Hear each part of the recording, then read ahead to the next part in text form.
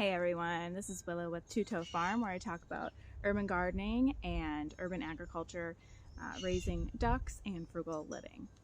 Permaculture, polyculture, agroforestry, edible landscaping. There's so many terms for basically growing food in your yard. I want to focus on growing multiple different types of foods that are both annuals and perennials in my foodscape.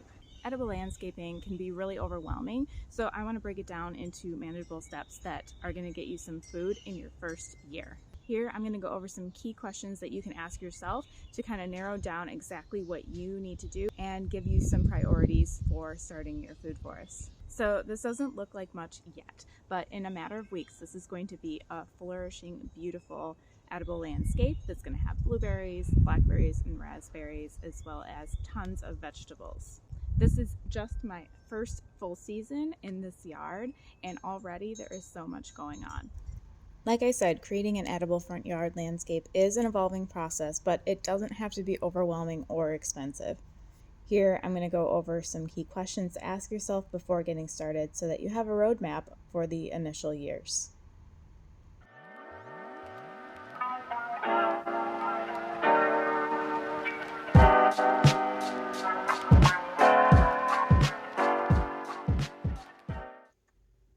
My introduction to permaculture was my freshman year at Northland College.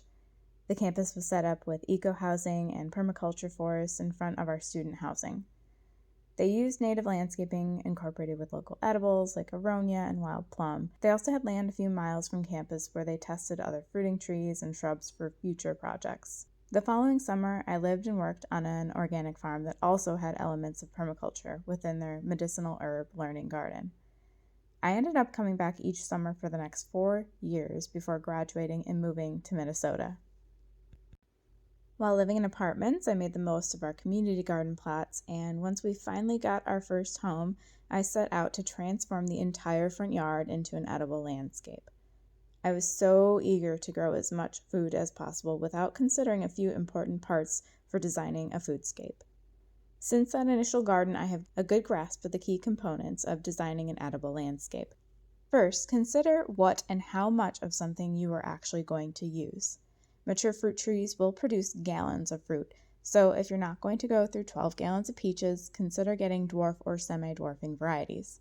Visit local orchards and get a taste of what you like to see what's growing well in your area. You can also find multi-grafted varieties, which are more expensive but can save you space and can be cheaper than buying multiple trees. You can also experiment with grafting yourself by taking cuttings and using your own rootstock. Apples and pears can be grafted onto the same tree. In fact, I was able to graft 4 separate varieties onto one tree that I now moved to my St. Louis home. You can also graft cherry, apricot, and plum and peaches to the same rootstock as well. These I've had less success with, but it's worth giving it a try. Next, calculate how much space you're going to need for the amount of berries or other things you want to eat. This is going to vary by year, but it can be pretty overwhelming to have too much of something each year and feel the pressure of processing and consuming it. I learned this while I love currants, I only need 1 plant and not 6. While I could use about 12 blueberry plants. This is also important for annuals like chard, which is a great permaculture addition, but you may only need a few plants. Make sure to prioritize what are the most important foods for you to grow, and keep in mind that a lot of things can be layered, like strawberries, which can be planted underneath trees and along the paths. Onions and garlic can be squeezed just about anywhere, and even tolerate some shade. Plan your must-haves first and then fit everything else around them. For less maintenance, consider herbs or plants less likely to spread or move around. Lovage, lavender, sage, currants, and blueberries are pretty self-contained and are not going to spread. Mints and bee balm, fennel, yarrow, and raspberries are going to spread voraciously and require frequent thinning. Leaving grass pathways can be nice, but need frequent edging and mowing. I initially had started with grass pathways, but inevitably I ended up mulching them over with sheet mulching and cardboard. This ties into the aesthetic that you want. Do you want the cottage vibe, prairie, modern, English garden, or formal, or maybe some sort of combination? Spend some time on Pinterest and looking for your style. Do you want it to blend in or stand out? How does this go with the style of the home you have and the color scheme that you like? Many urban edible gardens also aim to interact with the community through sharing or educating. If you plan to engage your neighbors, consider planting sensory or fruiting plants along the sidewalks. Some people even set aside a space to offer surplus produce or flowers. You could also make educational garden signs or plant labels so that people can identify what's growing and to spark more interest for passerbyers. And speaking of interaction, think about the wildlife that you want to attract.